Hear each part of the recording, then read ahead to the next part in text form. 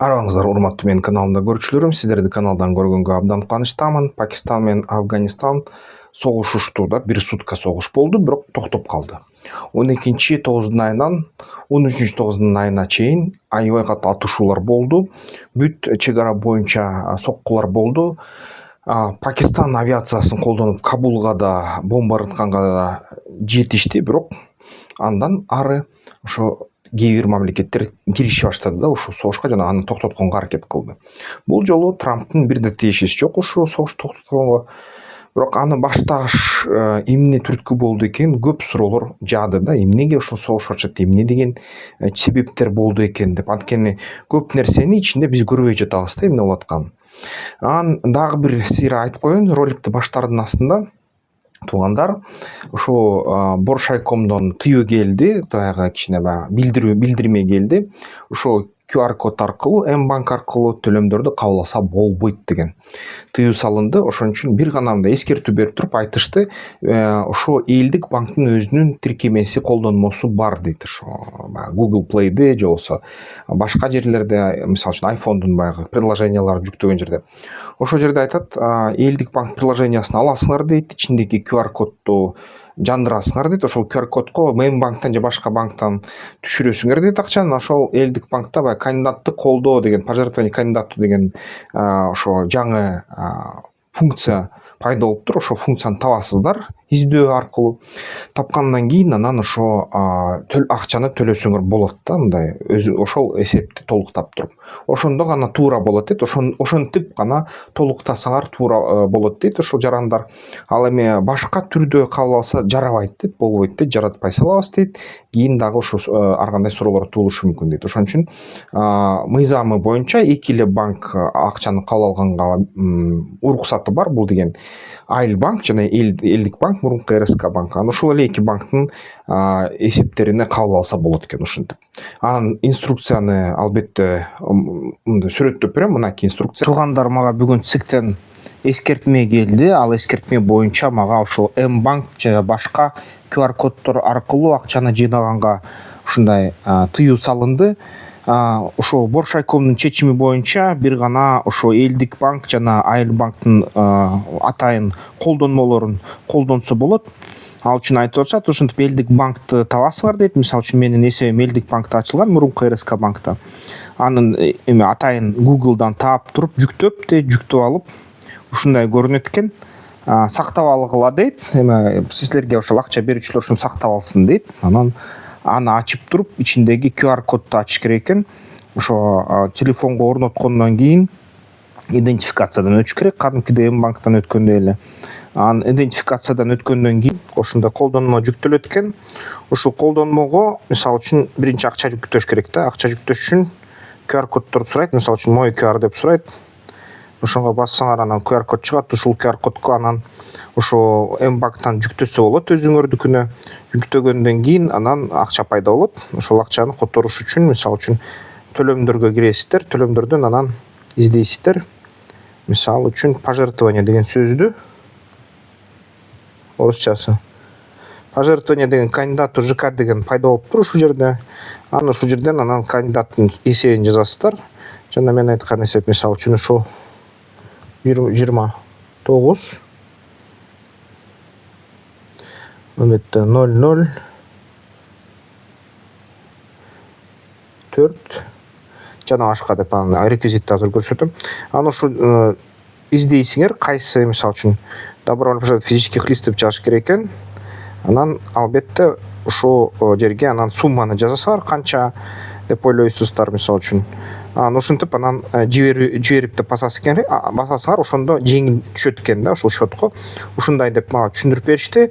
Боршайкомдо ошо Боршайкомдун жумуш тобу айтты, эскертме бергенден кийин ушундай эле киргизсеңер болот акчаны, башка жолго жол берилбейт деп. Же болбосо түзмө-түз эле Swift перевод кылып коесуздар жанакындай реквизиттерге. Ушул инструкцияны колдонсоңор ушул болот да. Анан албетте сиздердин колдооңорго муктажмын ушул күндөрү. Ошо сумманын, жалпы сумманын мындай десем 6-дан 1 бөлүгү жыйналды.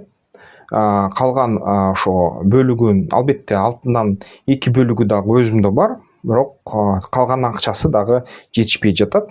Ушундай жарым сумма жетпей жатат деп айтса болот. Жарым сумманы жыйнаш ошо бир 30-на чейин убакыт калды. 30-на чейин баягы талоо дагы 30-на эмес, 25-не чейин жыйнап туруп тапшырыш керек экен, 25-27-леринде. Эгерде үлгүрбөсөңөр дейт, анда бүттү эме кандидатураңар чечилет дейт да. Дал ошол убакытка да кошумча документтерди даярдаш керек. Бирок эң негизгиси ушул документтер да, баягы акчаны төлөш керек жана кошумча бир баягы справкаларды соцфонд аны мунундан алыш керек болот да.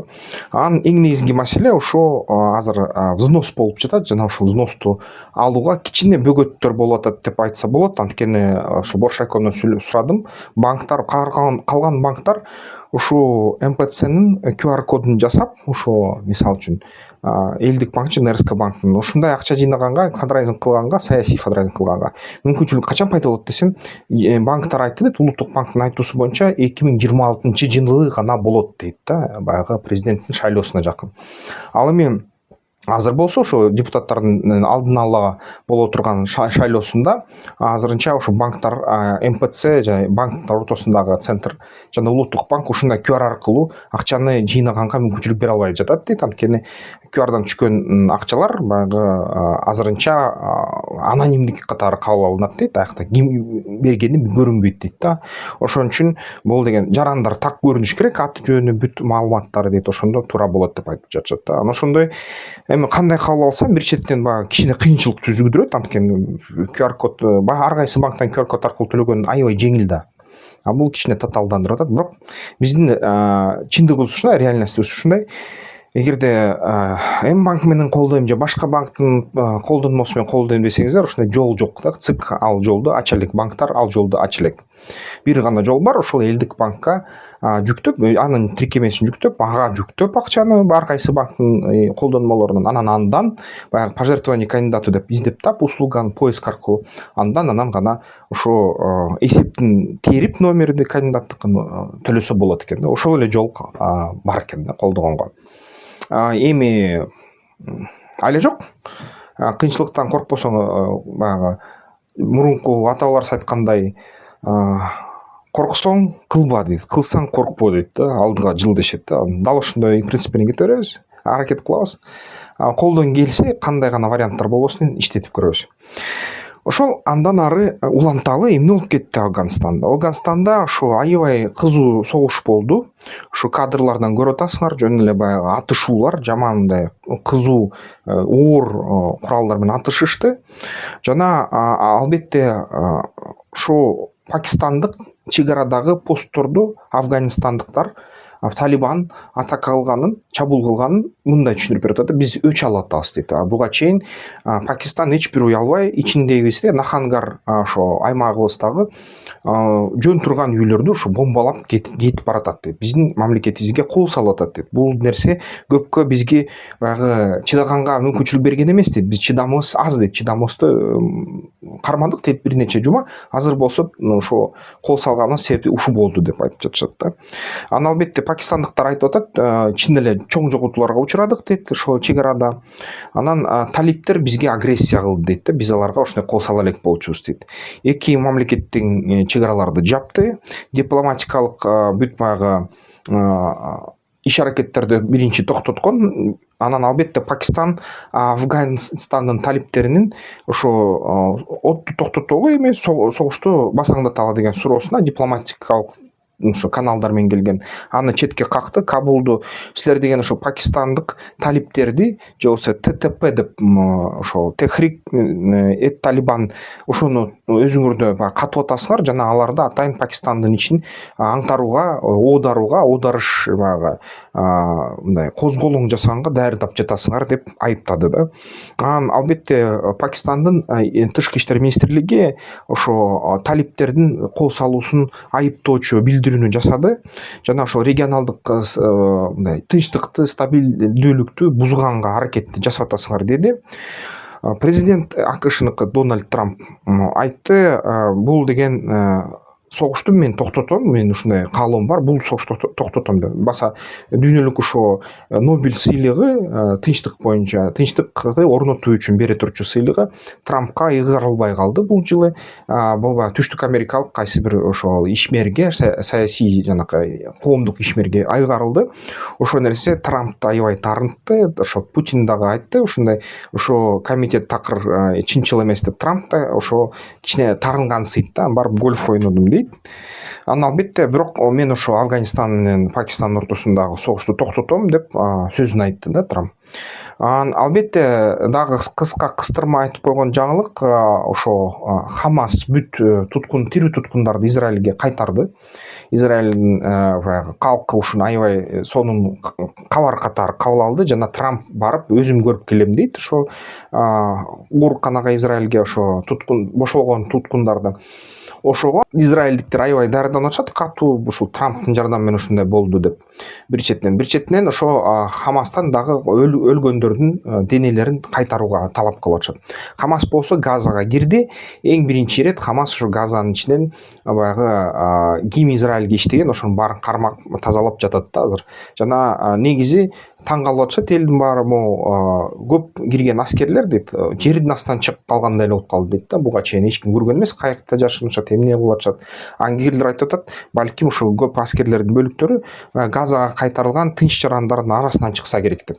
Эми буда кичине бир грамм чындык бар, анткени ошо Хамаста коомдун 30% дейт ошо Газадагы Хамаска кызмат кылат дейт да, аскер кызматын өтөшөт. Ошондуктан бул нерсе чындыкка барышы ыктымал да.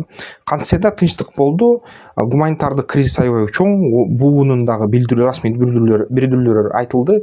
Оору, дарыкана жетпей атат, дары жетпей атат, тамак аш жетпей атат ошо газалыктарга.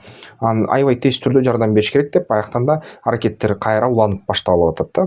Ошо гуманитардык жардам жеткиргенге бүт шаар каныкидей баягы талкаланды. Газада эчтеке жок, мындай бирде бүтүн үй жок. Ушундай нерсе болуп калды да. Анан албетте кайра ошо Афганистанга кайрылсак, ошо Пакистан менен Афганистан ортосундагы атууларды 9 айдын 13-үндө дал ошол Сауд Аравиясы токтотту, бир четен Катар токтотту да. Сауд Аравия Пакистандын өнөктөшү катары өзүн билдирди.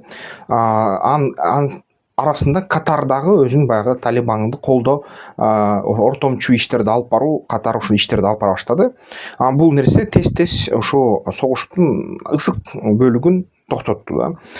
Ушул согуш ушул негизи Техрик Талибандын ортосундагы мүчүлүштүктөр Пакистан менен жана Афганистандын ортосунда эмнеден болуп атат да Афганистан. Техрик Талибан Пакистандагы же болсо кыскача ТТП.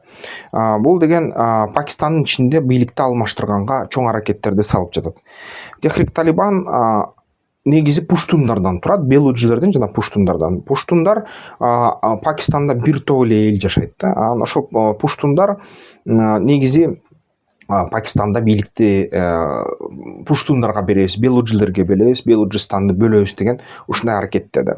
Аны Пакистан аябай айыптап атат, бул террористтер дейт, биз силер ушу Афганистанга айтып атат да, силер өкмөтүңөр ушу алар менен согушпай, биз канча сурасак да аларды токтотпой, кармабай дейт өзүңөрдүн өлкөңөрдө, аларды кайра ошо каржылап атасыңар, жардам берип атасыңар, колдоп атасыңар деп ушундай айыптап атат да Пакистан өкмөтү.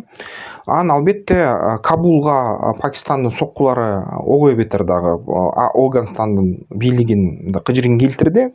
Ошол жерден баягы тынч жарандар жашаган жерге да бомбалар түштү, базарларга да түштү дейт. Анан албетте бул аябай катуу жин келтирди дейт. Анын сырткары Пакистан ошо Афганистандын тышкы иштер министрлигинин Индияга барып жолугуп келгенден кийин дагы ошо атырылды аябай катуу, соккуларды Нахангарга берип. Анан албетте ошо Индиядан ошо кээ бир маалыматтар боюнча Орусия менен Кытай менен консультацияларды, мындай кеңештерди өткөрүп, Талибан ошо Пакистанга кол салды да. Пакистанда ядердик курал бар. Пакистан ошо Афганистанга ядердик курал менен сого алат, бирок соккон жок, анткени негизи Пакистандын ядердик доктринасы боюнча бүт куралы Индияга каралган да. Техрике Талибан деген эмне? Бул деген исламдык аскердик топ 2007 жылы түзүлгөн. Көбүнчө баягы Пакистан, Афганистан территориясында, ошо чек араларында уюшулган. Бир кездерде баягы Даишке аралашып кетишкен болчу, анан кайра Даиштен чыгып кетишкен. Даиштен эми бүгүнкү күнү баягы байланышыбыз жок деп айтып жатышат, эч кандай байланышты издебегиле деп. Аль-Каида менен да бир кездерде иштешкен, Усама бин Ладен менен жана Афганистан талиптер менен иштешкен, бирок бүгүнкү күнү алардан бөлөкчө кыймыл деп эсептелинет да. Бул албетте топ АКШда террористтик деп кабыл алынган. Аны террористтик тизмеде Бириккен Улуттар уюму да кармайт. Улуу Британия да кармайт, дагы кээ бир мамлекеттер да аны ошо террористтик уюм катары таанышат да. Алар деген эң көп ушундай иш-аракеттер жасашкан. Пакистандын ичинде биринчи эмне кылып жатышат да ошо Техрике Талибан. Бул көбүнчө Пакистандын өкмөтүнө каршы иш-аракет, аскердик иш-аракеттер жасашат да. Мисалы үчүн ошо өзүн өзү жардыруулар да, ушундай баягы жанкечтилер өзүн өзү жардырган. Аскер конвойлорго Пакистандык армиясына кол салуу, полициялык мындай бөлүмдөрүнө кол салуу, базарларга, мектептерге. Мисалы үчүн Пешавардагы мектепте 2014 жылы кол салышкан 132 кичинекей өспүрүм ошо чарчап кеткен да ошол жерден. Малалу Юсафзайга ошо баягы бул аны көтөргөн, аябай катуу пиар кылган ушундай пакистандык кыз бар. Пакистандык кыздардын укуктары үчүн күрөшкөн. Ошону 2012 жылы ага кол салганга аракет кылышкан, жардырышкан Лахордо 2016 жылы. Дагы бир сыйра 2 жолу кол салганга аракет кылган да. Жана ошо Бириккен Улуттар уюмунун күчтөрүнө кол салышкан. Мисалы үчүн аскерлерди терип өлтүрүшкөн, кээрлерди кармап алып туруп анан баягы атып салышкан, ушундай нерселер да болгон. 2025 жылдан баштап ошо Афганистанга талиптер бийликке кайтарылгандан кийин бул кол салуулар, чабуулдар аябай күчөп кетти Пакистанда. Анан көбүнчө ушул айтып атышат, чыгыш Афганистанда Техрике Талибан атайын аскердик базаларды орноштурган жана алардан аскерлерди үйрөтүп жатат да, ошол боевиктер деп айтып атышат да. Анан кээ бир баягы бай пакистандыктарды ошо кармап алышат экен, туткунга алып алышат экен, анан акча кайра кайтарып берет экен үй бүлөсүнө. Ушундай нерселер бар экен. Өзүнүн аскерлерин башка согуштарга жиберет экен, Сирияга жиберишкен дейт, Асад менен согушканда 2013 жылдан баштап дейт. Анан Умар Медиа деген массалык маалымат каражаттар бар экен, пушту урду тилдеринде аяктан пропаганда кылышат экен, өзүнүн баягы аскерлерине чакырышат экен да, киргиле деп. 2025 жылы ушул Техрике Талибан активдик ушундай коркунуч катары кабыл алынат Бириккен Улуттар уюмунун тарабынан. Анда 6000ден 10.000ге чейин аскер бирдиктер бар. Жана ошо 2024 жылы алар деген ошо Пахтунва Хайберден, ошо Хайдарабадтан мурунку Фата ушундай топтор менен согушуштур, ушундай аскердик кагылышуулар болушуптур. Анан ошол ага каршы согушканда бүгүнкү күнү кээ бир маалыматтар боюнча 80.000ге чейин ушул пакистандык каза болуптур да. Анан Техрик Талибандын каалоосу эмне? Бул деген азыркы Пакистандын өкмөтүнүн оодару да, эң биринчиси. Ошол жерден Пакистандан исламдык эмиратты орнотуу, бул жерден катуу шарият мыйзамдарын орнотуу, бүт өлкөсүндө анан бүт чыгыш институттарды, чыгыш университеттерди ушул Пакистандын жергесинен кубалоо да. Анткени Пакистан бир кездерде АКШнын расмий өнөктөшү болгон, бүгүн Кытайга жакындап баратат. Анан толугу менен ошо Пуштун райондорун колго алабыз дейт да. Пакистандык армияны ошол колго алган Пуштун жашаган жерлерден кубалайбыз дейт Техрик Талибан. Анын бир бөлүмү Белуджиде да, Белуджистанга эркиндик, боштондук беребиз деген пландар да бар. Анан ошо глобалдык жихад, исламдын ошо мындай шииттер менен жана суфилер менен, исламдын душмандары менен согушабыз дейт да. Пакистандык башчыларын да жок кылабыз дейт. Анын жаңы лидери пайда болгон Нурвали Мехсуд деген 2018 жылдан бери. Бүгүнкү күнү баягы кичине атыбызды тазалайлы деп бир гана аскердик түзүмдөргө кол салабыз деп чечишти. ТТП ошо Техрике Талибан. Анан экинчи баягы мектептерге кол салбайбыз, ошо базарларга, ооруканаларга кол салбайбыз, бир гана аскерлерге, пакистандык аскерлерге кол салабыз деген чечим кылышкан да. Анан албетте ага афгандык талиптер, пуштундар туугандаш жардам берген дейт. Бирок Талибан кыймылы Ауганстанда расмий түрдө эч кандай жардам берген жокпуз деп айтып жатышат да. Расмий позициясы ошондой. Башка дагы ушул жихад күчтөрү менен байланышып жатат, Иракта дагы, Сирияда дагы. Анан кээ бир учурда Ирандан да кандайдыр бир байланыштар бар деп айтып келишкен серепчилер, бирок алар Иранга каршыбыз дейт да, шииттерге каршыбыз деп айтып жатышат да. Толук сунни исламын орнотобуз деп айтып жатышат. Анан ушу Пакистан өкмөтү айтат, Техрике Талибан менен сүйлөшүү мүмкүн эмес дейт. Такыр алар территорияларды, пуштун территорияларын бошоткула дейт. Ауганстан армиясы мисалы үчүн аларды колдото колдотпай эмгичекти так катуу далилдене элек. Бирок ошо пуштундар жашап аткан жерлерди Пакистан армиясы таштап кетиш керек деген талапта турушат. Анан эч кандай башка мындай сүйлөшүүлөргө, сөзгө келгиле десе сөзгө келбей жатышат. Жана ошо 9 айы 2025 жылы ошо Ауганстандын аймагына тез чыгып кеткени, баягы пакистандык армиядан качып.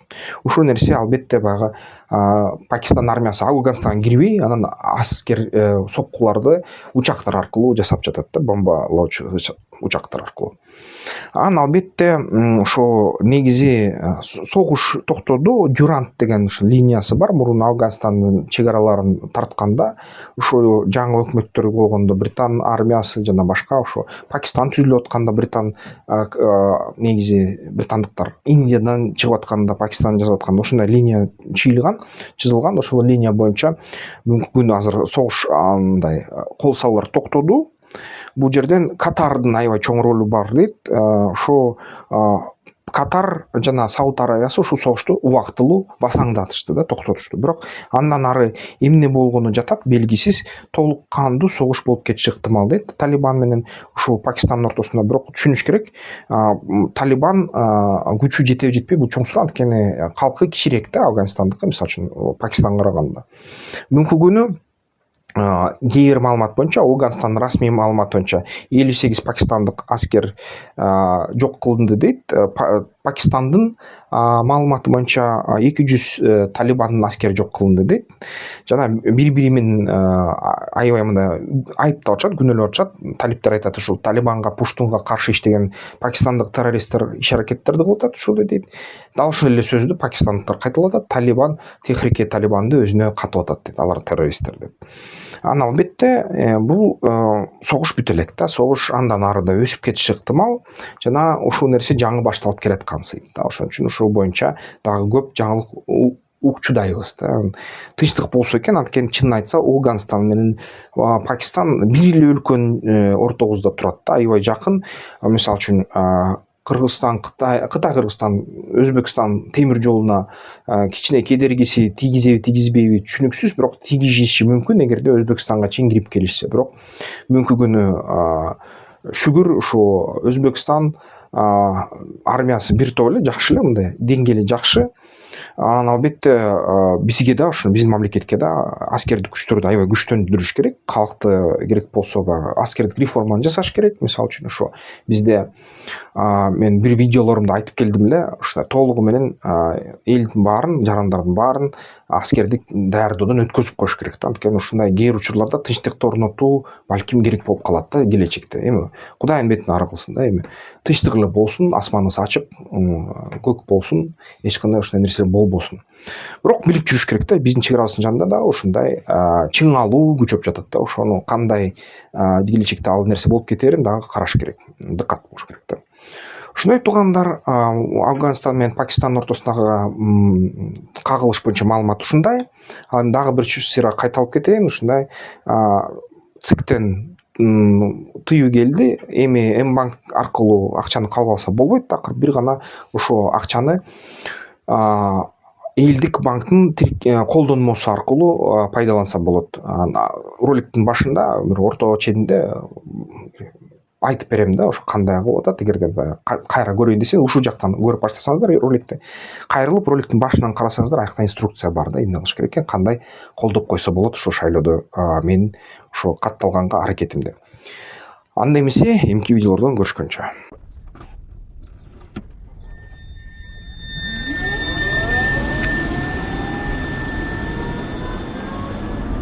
Вот туда. О, от души. Красота, блин. Охренительно видно.